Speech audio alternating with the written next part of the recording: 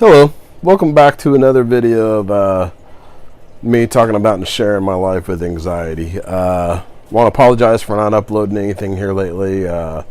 Went through the holidays, dealt with being sick a little bit. Just had my own things to deal with. I hope everybody had great Christmas holiday and wonderful New Year. I'm going to try to keep up with this channel a little more, share a little more information, get the information of the things I deal with on a daily basis and stuff out there for others to maybe be able to understand, others that deal with the things like I deal with, or to maybe help someone that doesn't understand it, that's going through it themselves, reach a better term in dealing with their own issues. I'd just like to give thanks to those that have commented on my videos. Thanks for the subscribers, and for those that have messaged me directly for the positivity and the kind words that everybody's given me. So far from my year, other than having my son with me a whole lot, that's been a pretty big thing for me. Just having my son with me a lot. I've been thankful for that. He's a teenager, so he's not always wanting to do everything Dad does, but he is starting to take some interest in things. Today we sat down and he started to learn how to do some soldering, which is one of the things I do as a hobby. I tinker and mess with electronics, so that's kind of a proud dad moment when your son wants to start to take interest in things that you're doing. So for those of you all that have been watching that already know, I've been sharing my life with anxiety, some of the things that I go through. For others that may be seeing this for the first time, hi, my name's Josh. I've been dealing with anxiety and panic attacks since I was roughly 17 years old. I'm now 42, just turned 42 last month. I've been dealing with it for a long time. I take medications for it. It helps some, but it doesn't get rid of it. I'm just trying to make videos for people to understand and know that it's okay. I've explained in some of my previous videos, if you haven't seen them, feel free to go back and watch. I've explained some of the personal feelings that I have when I'm having slight anxious moments, or when it goes down to full-blown panic attacks. Not everybody has the full-blown panic attacks, but I do believe everybody deals with some sort of anxiety at some point in their life. I think it's inevitable that everybody has some sort of it, but not all anxiety is on the same levels as what everybody else's is. And so I'm rambling right now. That's a sign of my anxiousness. Today, for some reason, I'm not feeling anxious necessarily, really. It's more the fact of trying to make a video, wanting people to understand what I'm going through, and hope that others see it and don't pass judgment on those for it. I will admit, through the years that I've had to deal with this, I've lost a few friends in the process because they just didn't understand. It sucks, but in the end of it all, that is their loss. I've made several many new friends through the years, but the ones that I've lost, if at first it was real hurtful, but then you think and realize, well, was they really my friend? Just because I have something going on up here that I have no control of, I have no triggers that set me off. It's for mine, it's just very random. At first, it was diagnosed as a social thing, and then it started becoming, well, I'd be sitting at home watching TV, start to feel anxious, and sometimes it'd break into a panic attack, or be sleeping and feel, well, I guess while sleeping I don't feel the anxiousness, but I've been woken up by panic attacks, and then my sleep patterns get thrown off, because for those of you all that don't understand, when you have a feeling anxious is one thing. You're kind of on edge, feel a little uneasy about things, uncertain. But when you have that full-blown panic attack, it's like a huge adrenaline rush. It's excess energy that's not being used for anything except for an enables panic and fear in your mind of the unknown, because your body just feels completely different. I think I've explained where I've got, the tightness in the chest, numbness in my hands and feet, face, get real tense, trouble breathing. And for me, they can last anywhere from just a brief few moments, which is very rare when it happens, to I've had them up to, 10, 15, 20 minutes at a time.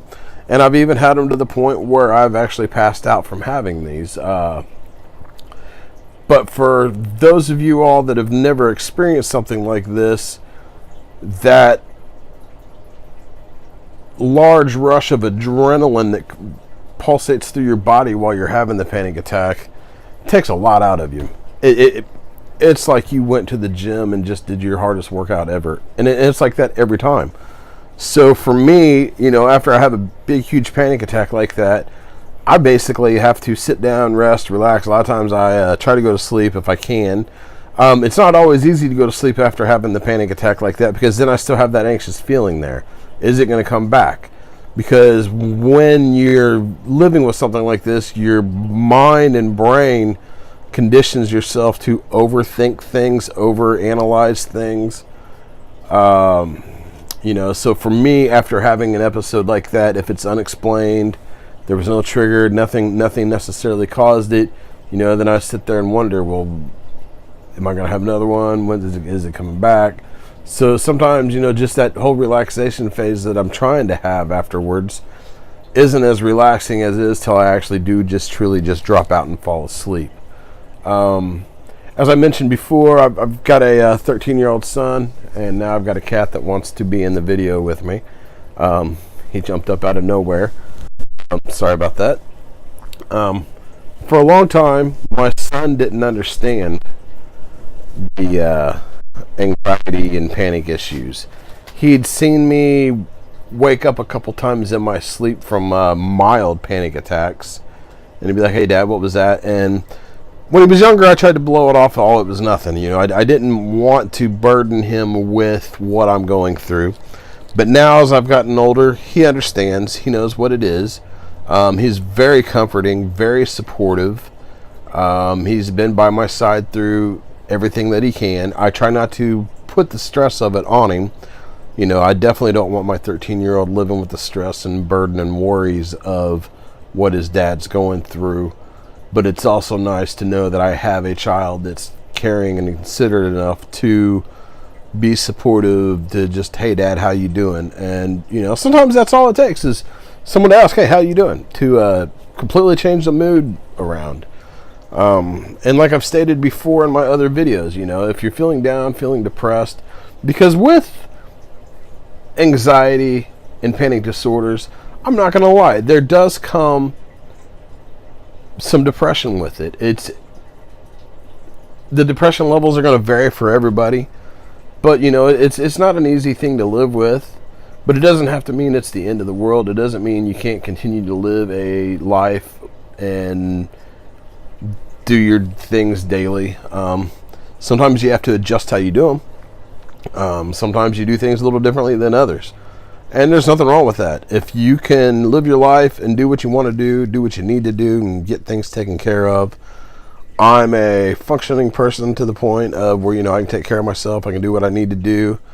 I have a lot of anxiety through me. I have a lot of anxious thoughts. I feel on edge a lot of times. But that part doesn't bother me so much. It's the full-blown panic attacks that I get, and I'm hoping sharing this with you all is going to help me progress and move forward. I don't want to make it seem like I'm rambling so much, so I'm going to end this video here. If anybody has any questions or anything, feel free to comment. I was having issues with getting my comments when people were sending them to me. I'm now getting them. You feel free to comment, or you can email me at jloechler75@gmail.com. I will respond to you. If you need someone to talk to me, or to talk to, not talk to me, if you need someone to talk to, if you're having a rough time, not quite sure what steps to take to get help with it, or just can't sleep at night. Sleeping is a hard thing at night for people with major anxiety disorders. If you need someone to talk to, email me. We will communicate through email, or if you're a friend of mine on Facebook, send me a message through Facebook. We'll communicate through there. If I feel, it's worthy of, hey, let's just talk person to person, I have a second phone line that I don't use for anything. I'll give somebody my number if they want to call and talk at any time. Anyways, like I said a moment ago, I'm going to go ahead and end this video here. I'm going to try to continue to keep doing this. I want to educate others and educate myself and help myself progress further in a positive direction with this. Thank you all for watching.